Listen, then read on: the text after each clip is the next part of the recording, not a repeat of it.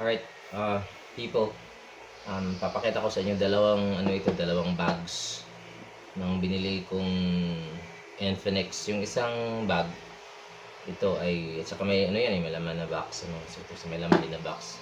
Itong isang bag na to, ang ito yung sinidla nung Infinix 034G.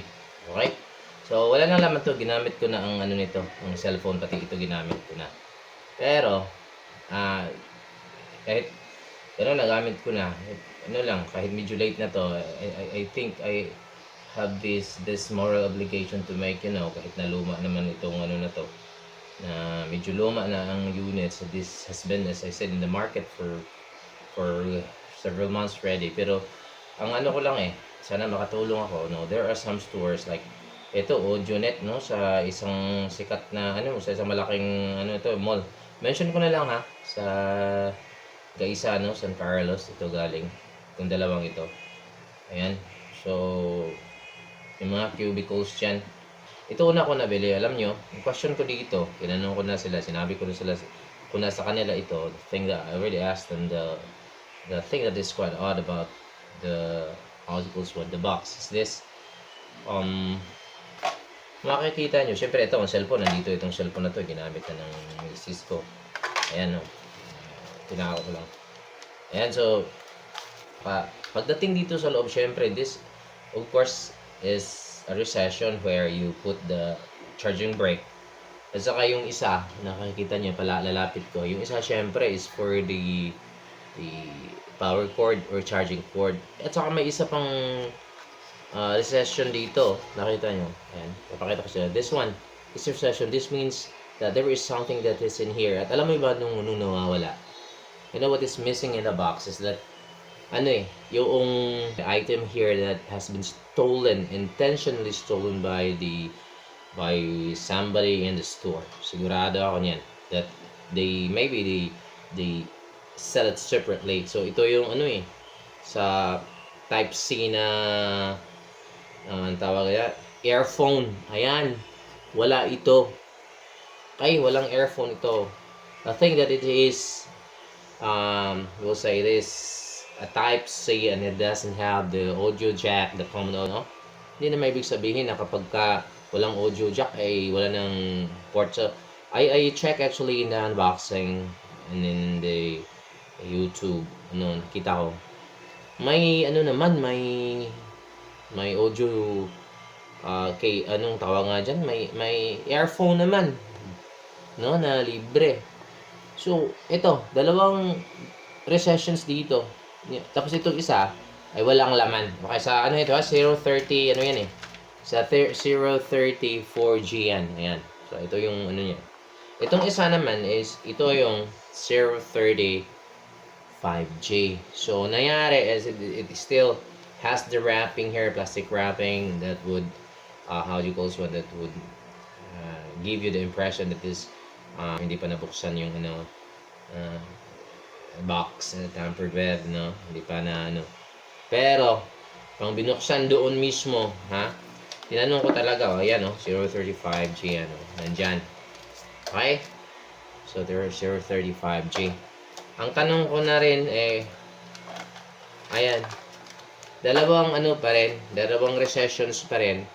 This one, of course, will tell you, obviously, the charging brick, at saka ito naman isa, charging cable. Itong isa naman is supposed to be it's supposed to be for the earphone, how do you call this one? Earphone accessory, diba? And yet, wala pa rin. Alright? Wala pa rin. Nawala pa rin. Okay? I think I can still show you the receipt. Okay, the receipt is still here. Oh, wala na ang receipt dito. Kalimutan ko saan ko nilagay, ha? So, nakikita nyo, it's really something like, something quite odd na walang ganoon, and yet the box, the inner part of the box will obviously tell you that there is something that is stolen or taken out from here. At saka ang ginawa siguro is they sell it separately, or I don't know what their intentions are, pero alam nyo, sigurado is it's sort of an unfair marketing practice, 'di ba? Binayaran mo ang unit kasama na yung mga anong tawag ng mga add-ons doon. Because the company is selling the main item with add-ons. So that includes, of course, it's a summation. So they part of the summation of the actual price. And yet, asa na? So, di ba? Mahirap, no? Infinix 030, 5G, and Infinix 030. Sandali. Infinix 030. Walang nakalagay ng 4G. So, but actually, it's the 4G thing. Na ninakaw ang dalawang dalawang accessories nyo. I mean, hindi dalawa. Isang add-on nyo sa product niyo. Yan, sana ma-solusyonan nyo ito. Para naman kahit pa paano, although you've been in the market for quite a while already, doesn't mean that you already, you already have we'll say lost your feasibility pagdating doon sa bilihan. You still have it kasi napakagaling ng mga units ninyo.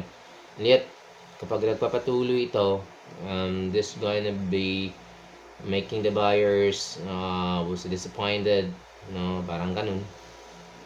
Napakasakit sa sa dibdib na bumili ka tapos sinakawan ng isang item. Since this is part of the how do you call this one, as I said, part of the things that are inside the box, importante pa naman yun. So, kinuha nila. So, Infinix. So, susumbong ko sila sa inyo. Ay, sa ito eh.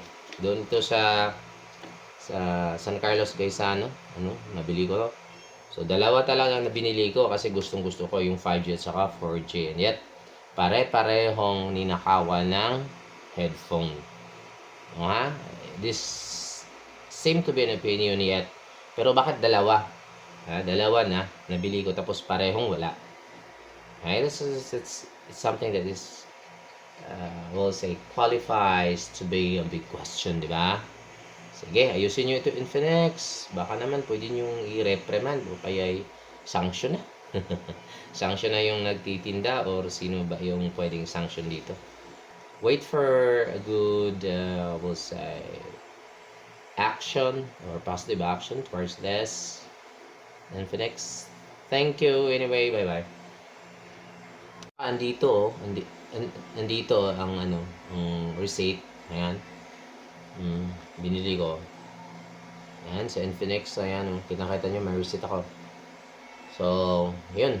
Ang isang receipt ko nga, nakalimutan ko sa ako nilagay, but I had, of course, the receipt. Just to know where I place it. Ayan.